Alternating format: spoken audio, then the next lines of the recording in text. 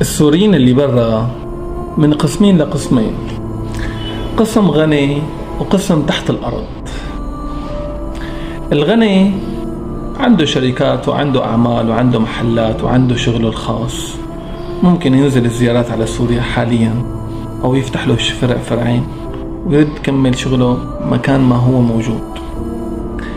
أما الفقير مشحوط شحوطة، ما له عرفان شو بده يساوي، بيضربها يمين بتجي شمال، بيضربها شمال بتجي يمين،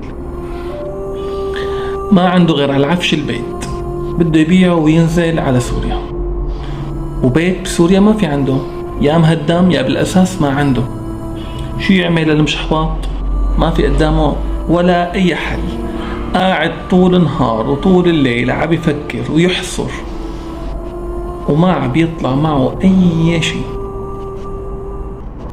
انتو برأيكم نحن الطبقة اللي تحت شو بنعمل بحالنا؟ احكوا لنا بالتعليقات، بركي منلاقي حل.